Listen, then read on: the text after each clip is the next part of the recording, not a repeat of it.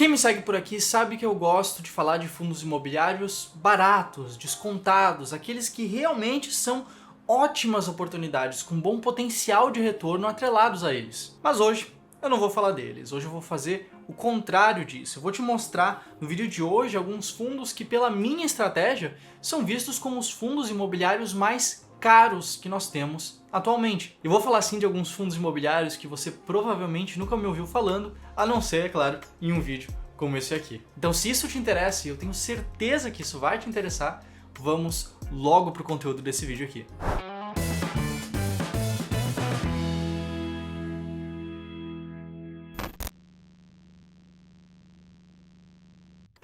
Bom, antes de mais nada, o que significa um fundo imobiliário estar caro? Já te adianto, isso não está nada relacionado ao fato desse fundo imobiliário específico ter uma cotação nominal muito alta. Um fundo imobiliário cuja cota custa R$100, custa R$150, ele não é mais caro do que um fundo imobiliário cuja cota custa R$10, por exemplo. Eu não estou falando necessariamente do preço da cota, mas sim dos fundamentos que existem por trás do fundo imobiliário. Ou seja, se um fundo imobiliário está caro ou se ele está barato, isso mais tem a ver com o preço da cota, sim, mas relacionado aos fundamentos do fundo imobiliário, ao valor intrínseco dele, ao que há por trás do código dele de negociação, tá certo?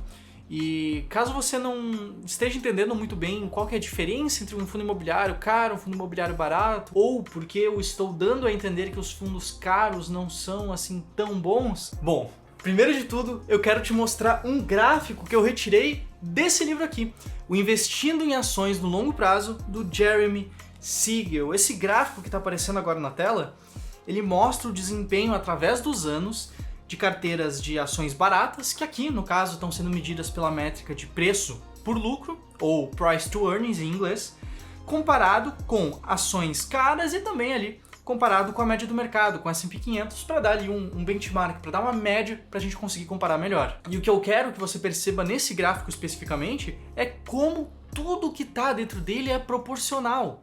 As ações mais baratas, no longo prazo, vencem das ações baratas, que elas vencem a média do mercado, que vence as ações caras, que vencem as ações muito caras. Tudo é proporcional e tudo indica que as ações mais baratas da bolsa são aquelas que sim têm o melhor potencial de retorno a longo prazo. Só que o pior de tudo é que quando a gente fala em fundos imobiliários, quando a gente traz isso para esse mercado que tende a ser ali um pouco mais estável, um pouco mais perene, o que a gente enxerga é um risco.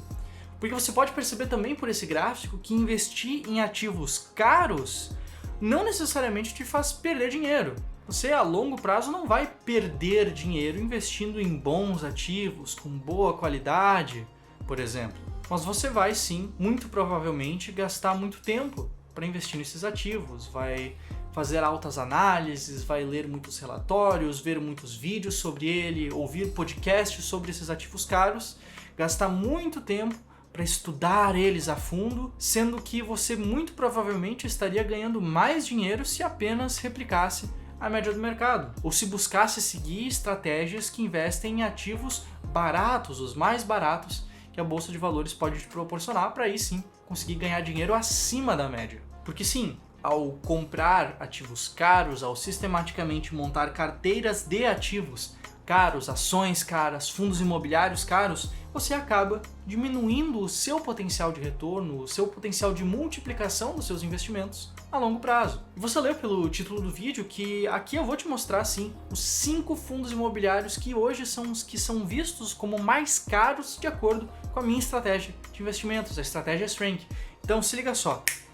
Essa tabela que está aparecendo agora na tela mostra não apenas os 5 fundos imobiliários mais caros, mas sim os 20 fundos imobiliários mais caros que passam pela estratégia e que são vistos hoje pela S-Rank como os 20 mais caros. E acho que só por isso já mereceu ali o likezinho no vídeo. E caso você ainda não seja inscrito também, já aproveito a te convidar para se inscrever nesse canal. Porque enquanto isso, eu preciso te dizer que, olha, olhando para essa tabela, talvez você conheça alguns desses fundos imobiliários. Talvez você até invista em alguns deles, porque eu sei que alguns dessa lista são alguns dos que mais têm cotistas aqui no Brasil, são fundos bem conhecidos, com muitas pessoas que investem neles. Bom, você lembra do gráfico que eu mostrei do livro do Jeremy Siegel antes, em que as ações baratas superam o mercado, que supera também as ações caras?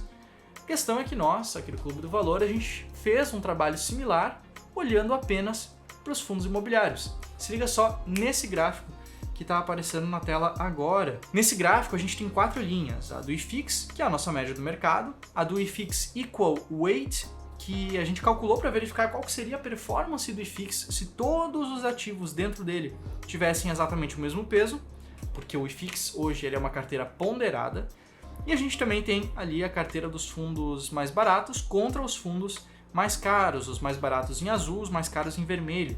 E que fique claro, tá? Essa classificação de mais caros e mais baratos, essas carteiras que foram montadas, envolvem rebalanceamentos frequentes, isso considera apenas a métrica de preço por valor patrimonial para classificar os fundos imobiliários como baratos ou caros, quanto menor for esse indicador, mais barato ele é, e ele olha apenas para os fundos imobiliários que fizeram parte do IFIX em cada um dos meses que a gente analisou esses fundos. E tudo isso para te dizer que aquela mesma tendência que foi apresentada nesse livro aqui, que hoje é um clássico dos investimentos, também se mantém no mercado de fundos imobiliários. Os ativos baratos seguem superando a média do mercado a longo prazo. É claro, podem não superar sempre, podem não superar a curto prazo, podem não superar a médio prazo, mas eles tendem a ter, sim, uma performance acima da média e acima dos ativos caros, acima de uma carteira de ativos caros ao longo do tempo. Eu vou colocar de novo essa tabela dos fundos imobiliários mais caros na tela e eu quero que você comente se você que está assistindo esse vídeo já investe em algum desses fundos ou não. Porque enquanto isso, eu preciso te dizer que para você investir bem em fundos imobiliários, não é apenas para você olhar para a métrica de preço por valor patrimonial, porque mesmo sabendo dos resultados que eu acabei de te apresentar naquele gráfico ali, eu nunca faria isso. Eu nunca investiria olhando apenas para esse indicador. Eu nunca confiaria em apenas uma coisa e investiria em qualquer coisa, não é mesmo? Acredito que você também não. Mas a questão é que boas estratégias de investimentos, elas também não precisam ser a coisa mais complicada do mundo, a coisa que tome mais tempo do mundo na sua vida. E esse é o caso, por exemplo, da estratégia S-Rank. O racional da S-Rank, inclusive, também envolve escolher aqueles fundos imobiliários que estejam ao mesmo tempo descontados, baratos, que sejam sim boas oportunidades de retorno e que também paguem bons rendimentos e pague esses rendimentos de forma estável. É uma estratégia que busca ali por ativos descontados, aqueles nos quais o mercado muitas vezes não acredita muito, mas que seguem dando resultado. Ou seja, aqueles fundos que estão sendo vendidos por menos do que valem, mas que seguem dando resultado acima da média. Mas, é claro, isso apenas depois de alguns filtros. A gente passa um filtro de liquidez para não pegar os fundos pouco líquidos, a gente passa um filtro de estabilidade de rendimentos para garantir que a gente escolhe apenas os melhores, não os que mais pagam, mas os que melhor pagam, de forma mais estável, de forma mais previsível. A gente passa um filtro setorial para não investir em fundos de desenvolvimento, não investir em fundos de incorporação de imóveis. E a gente também passa ali um filtro de idade para não investir em fundos muito recentes, que às vezes podem dar uma ideia um pouco errada se você analisar os poucos dados que existem nesses fundos.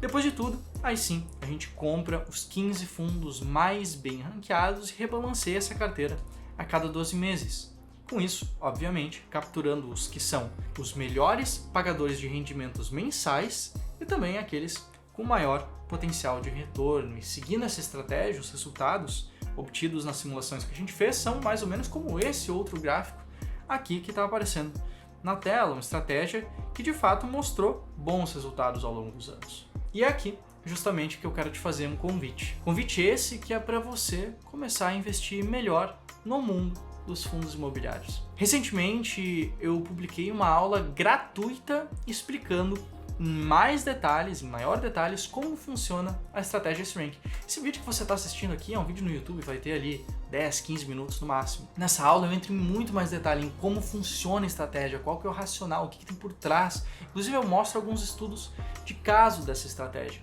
Então eu recomendo fortemente que você clique no link que vai estar ali na descrição, clique no link do comentário fixado, para dar uma olhada nisso, que eu tenho certeza que vai te ajudar na sua jornada enquanto investidor.